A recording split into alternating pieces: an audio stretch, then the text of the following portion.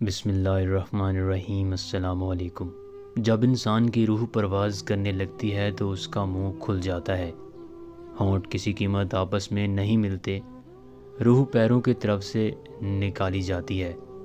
جب روح پھیپھڑوں اور گردوں تک آتی ہے تو انسان کی سانس ایک ہی طرف یعنی باہر کی طرف نکلتی ہے۔ یہی وہ وقت ہوتا ہے جب انسان فرشتوں اور شیطان کو دنیا میں اپنے سامنے دیکھتا ہے۔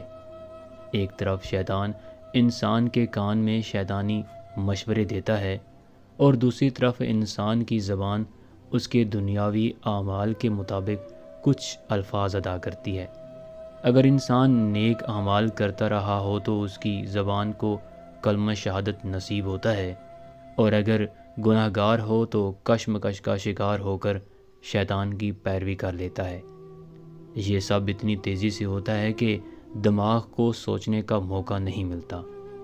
مومن کی روح ایسے نکالی جاتی ہے جیسے آٹے سے بال نکالا جاتا ہے۔ گنہگار انسان روح کے نکلتے وقت زبردست تکلیف محسوس کرتا ہے مگر تڑپ نہیں سکتا، کیونکہ اس وقت روح اس کے حلق میں ہوتی ہے۔ اس وقت انسان ایک گوشت کے لوتھڑے کی طرح بے جان پڑا ہوتا ہے جس میں حرکت کی گنجائش باقی نہیں رہتی، اور پھر دماغ کے حصے سے بھی روح نکال لی جاتی ہے۔ آنکھیں روح کو لے جاتے دیکھتی ہیں، یہی وجہ ہے کہ مردے کی آنکھیں اگر کھلی ہوں تو اوپر دیکھ رہی ہوتی ہیں، یا جس سمت فرشتہ روح قبض کر کے لے جاتا ہے اس سمت ہوتی ہیں۔ پھر موت کے بعد کا اصل کھیل شروع ہوتا ہے۔